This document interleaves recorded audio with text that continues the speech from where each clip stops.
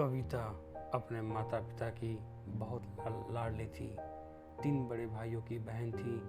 कोई भी चीज़ मांगने पर उसी वक्त सामने हाजिर हो जाती। पूरे घर में रौब था उसका। पूरे परिवार और नौकरों पर राजकुमारी की तरह हुक्म चलाती थी कविता। स्कूल में भी पूरा रौब था उसका।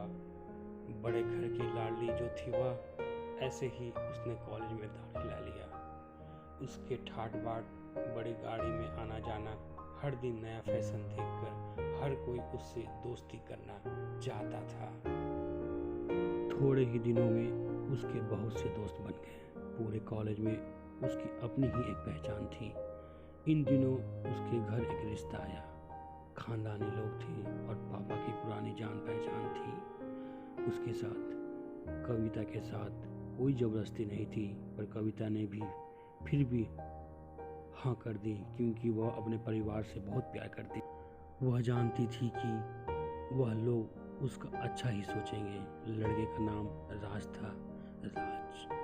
राज काफ़ी पढ़ा लिखा और समझदार लड़का था। ससुराल वाले भी बहुत अच्छे थे। ससुराल में कविता की जगह वैसी ही थी जैसे कि उसकी मायके में। कोई भी कार्य कविता की सलाह के बिना नहीं होता था।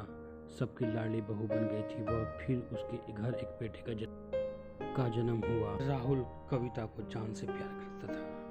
पोता पाकर ससुराल वाले तो फूले नहीं समाते थे। कविता कभी कभी सोचती कि उसकी किस्मत कितनी अच्छी है।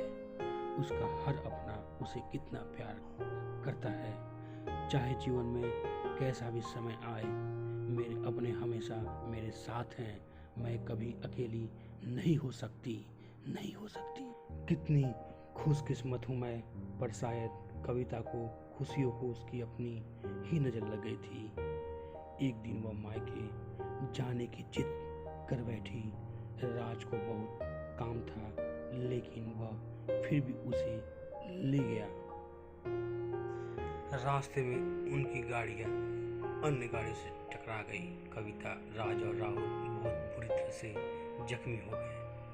काफ़ी दिनों के इलाज के बाद राज और राहुल तो ठीक हो गए, लेकिन कविता पूरी तरह ठीक ना हो सकी। सर पर चोट लगने के कारण वह अपनी आंखों की रोशनी खो बैठी। अब कविता की किस्मत जैसे उल्टे पांव चलने लगी। मायके वाले कुछ दिनों तक उसे मिलने आते रहे। फिर कभी कभार फोन ही करके पूछ लेते कि अब कैसी हो। धीरे धीरे ये सिलसिला भी कम हो गया। ससुराल वालों की सहानुभूति भी कम होने लगी। घर में किसी को पास बैठने के लिए कहती तो जवाब मिलता, बहुत काम है, अब तुम भी हाथ नहीं बढ़ा सकती। राज भी चिड़चिड़ा हो गया था। बस राहुल ही था उसके साथ, जिसके साथ हंसते खेलते उसका वक्त गुजरता। एक दिन कविता के हाथ से कुछ सामान गिर गया, जिसकी वजह से राहुल को हल्की सी चोट लग गई। कविता के सास ससुर ने राहुल को उससे अलग कर दिया कि कहीं उसके ना देखने की वजह से बच्चे को कोई नुकसान न हो जाए। कविता अंदर से टूट चुकी थी। एक दिन उसने सबके सामने मायके जाने की इच्छा रखी तो राज उसे तुरंत मायके छोड़ आया, जैसे कि वह भी यही चाहता था। लेकिन राहुल को उसके साथ नहीं भेजा गया। कविता कभी राहुल से दूर नहीं रही थी, पर अपनी कमी के कारण उससे ज़्यादा बहस नहीं की। कविता को लगा कि वह 3-4 दिन वहाँ रहेगी तो थोड़ा हवा पानी बदल जाएगा, क्योंकि वह इतने दिनों से कहीं भी बाहर नहीं गई थी। घर वाले भी इतने दिनों बाद उसे देखकर इतने खुश होंगे। कविता के घर पहुँचने पर सब लोग बहुत खुश हुए। खाने में सब कुछ कविता की पसंद का ही बना था। उसने अपने मम्मी पापा और भाई भाइयों से दिल खोलकर बातें की। उसके छोटे छोटे बच्चे भी बुआ के साथ घुल मिल गए थे। रात को सोने के वक्त जब वह कपड़ा बदलने लगी तो उसे पता चला कि उसका बैग तो बहुत भरा हुआ था। वह सब समझ गई। वह बहुत उदास हो गई। कुछ दिनों तक जैसे जब बदलने लगा, सबका व्यवहार बदल रहा था। वह लोग जैसे थक चुके थे उससे सब लोग घुमा फिरा कर पूछने लगे कि राज कब आ रहा है, उसे ले जाने। वो बहाना बना देती, जबकि वह जानती थी कि उस घर में अब उसके लिए कोई जगह नहीं। कविता से चलते वक्त कुछ न कुछ नुकसान हो जाता, थोड़ी बहुत टोका टोकी उसे सुनाई देती, वह टाल देती। एक दिन उसके हाथ से लगकर एक कीमती फूलदान टूट गया। छोटी भाभी ने बहुत हंगामा मचाया। कविता के माता पिता रोज रोज के झमेलों से तंग आ गए थे।